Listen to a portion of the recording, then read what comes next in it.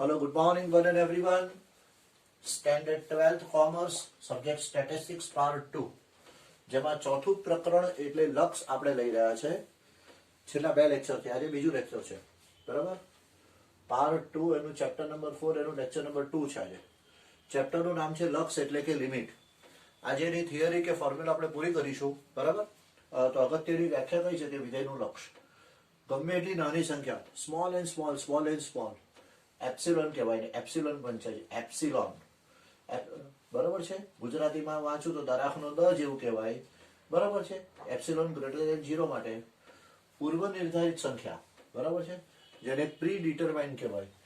ગમે એટલી નાની આપેલી એપ્સિલોન ગ્રેટર દેન 0 માટે એવી ધન સંખ્યા ડેલ્ટા મળે, ડેલ્ટા ગ્રેટર દેન 0 મળે, કે જેથી માનાંકની અંદર x minus A less than delta હોય ત્યારે x ની પ્રત્યેક કિંમત માટે માનાંકમાં fx minus l less than epsilon થાય.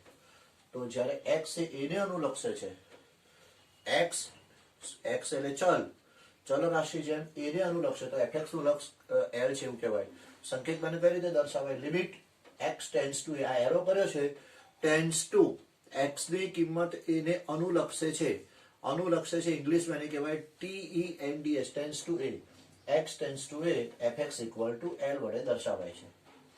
તો વિધેયના લક્ષની વ્યાખ્યા શું છે? જેને લિમિટ ઓફ ધ ફંક્શન કહેવાય. લખ્યું છે વિધેયનું લક્ષ એટલે લિમિટ ઓફ ધ ફંક્શન. જો ગમે તેટલી નાની આપેલી પૂર્વ નિર્ધારિત સંખ્યા એપ્સિલોન ગ્રેટર દેન 0 માટે આપણને એક એવી ધન સંખ્યા ડેલ્ટા ગ્રેટર દેન 0 મળે કે જેથી માનાંકની અંદર x minus A less than delta હોય ત્યારે x ની પ્રત્યેક કિંમત માટે માનાંકની અંદર fx minus l less than epsilon થાય.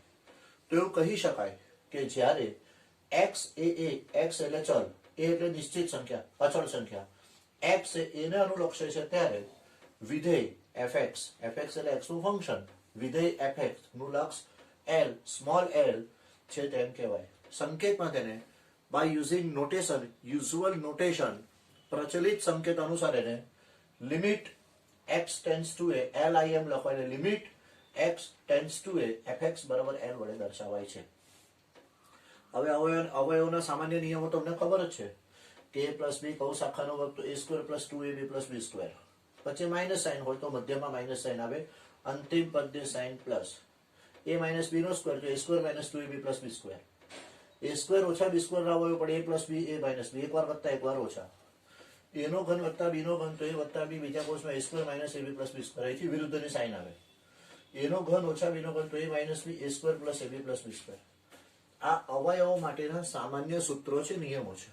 હવે લક્ષના કાર્ય નિયમો શું ને લક્ષના પ્રમાણિત સ્વરૂપ કયા? તો લક્ષના કાર્ય નિયમો અને લક્ષના પ્રમાણિત રૂપો આપણી ટેક્સ્ટબુકમાં પેજ નંબર 150 પર સ્ટેટિસ્ટિક્સ ભાગ 2 એમાં પેજ નંબર 150 પર તમારે ટેક્સ્ટબુક પ્રમાણે જ વ્યાખ્યા, નિયમો, સૂત્રો લખવાના. આ તો માત્ર શું છે? ટૂંક સાર છે, સમજૂતી છે. બોર્ડ ઉપર તમે જે સમજો છો એ માત્ર ટૂંકો સાર છે, સમજૂતી છે. પરીક્ષામાં પૂછાય તો લખવાનું, આ રીતે લખો તો ચાલે, વાંધો ના આવે, પણ એકોર્ડિંગ ટુ યોર ટેક્સ્ટબુક, અક્ષરશઃ ચોપડી પ્રમાણે, પાઠ્યપુસ્તક પ્રમાણે જ લખવું, ત્યારે જ માર્ક મળશે. fx અને gx શું છે? વાસ્તવિક ચલના બે વાસ્તવિક વિધેય છે. fx ની લિમિટ l છે અને gx ની લિમિટ m છે, સ્મોલ l અને આ small m. Limit x tends to a fx બરાબર l હોય અને limit x tends to a gx બરાબર m હોય. fx ની લિમિટ l અને gx ની લિમિટ m. લિમિટ એટલે એની વેલ્યુ. જ્યારે x એ a ને અનુલક્ષે તો fx એ l ને અનુલક્ષે, x એ a ને અનુલક્ષે તો gx એ m ને અનુલક્ષે. તો હવે એના નિયમો શું છે? સરવાળા બાદબાકીનો નિયમ. તો જો પ્લસ અથવા માઇનસ હોય તો l plus or minus m થાય. Limit x tends to a fx plus or minus gx plus or minus gx તો l plus or minus m. અહીં fx અને gx વચ્ચે ગુણાકારનો સંબંધ હોય તો l અને m વચ્ચે પણ ગુણાકારનો સંબંધ. fx અને gx વચ્ચે ડિવિઝન એટલે ભાગાકારનો સંબંધ હોય તો l ભાગ્યા m થાય, m not equal to 0. fx ની જોડે કોઈ અચળ સંખ્યા ગુણાયેલી હોય, k એટલે અચળ છે, limit x tends to a k time fx, k into fx તો k બહાર આવી જાય l, k ઇન્ટુ l, બરાબર. આવી રીતે થઈ શકે. હવે લક્ષના પ્રમાણિત સ્વરૂપો કયા છે? કે જો fx બરાબર a0, a1x, a2 time x square, an x raise to n આવું હોય ને limit x tends to b આપ્યું હોય, limit x tends to b તો fx બરાબર જ્યાં જ્યાં x છે ત્યાં b જ લખવાનું, બીજું કાંઈ નથી. a0 a1b a2b square anb raise to n એવું થાય. પણ મહત્વનો અગત્યનો નિયમ હવે આવે છે, બરાબર, કે limit x tends to a. એના પછીના લેક્ચરથી આપણે પ્રેક્ટિકલ એક્ઝામ્પલ સ્ટાર્ટ કરીશું. Limit x tends to a, limit x tends to a, x ની n ઘાત ઓછા a ની n ઘાત, આ બંને વસ્તુ ઉપર હોય, x ની n ઘાત, આ ઘાત સરખી છે, n belongs to q. q એટલે સમમેય સંખ્યા, x raise to n minus a raise to n, x ની n ઘાત ઓછા a ની n ઘાત, છેદમાં x માઇનસ a હોય. તો નિયમ પ્રમાણે જવાબ શું આવે? n લખવાનું, પછી a એટલે આ કિંમત લખવાની, આ કિંમત એટલે a લખવાની, ઘાતમાંથી એક માઇનસ થાય, n ઓછા 1. આ એનો નિયમ. Limit x tends to a, x raise to n minus a raise to n upon x minus a equal to n raise to n minus 1 where n belongs to q. જ્યાં n એ q નો સભ્ય છે એવું કહી શકાય. અહીંયા આ જગ્યાએ લિમિટ ચેપ્ટર સ્ટેટિસ્ટિક્સમાં ભાગ 2, એમાં ચોથું ચેપ્ટર એટલે લિમિટ, બરાબર છે, એની થિયરી કમ્પ્લીટ થાય છે. અને કોઈ પણ પ્રકરણની થિયરી મહત્વની છે. ટૂંકા પ્રશ્નોમાં, વ્યાખ્યામાં, બરાબર છે, થિયરી પૂછાઈ શકે. વિભાગ એ માં, બી માં કે સી માં 1 માર્ક કે 2 માર્કમાં થિયરી આવે, બરાબર છે.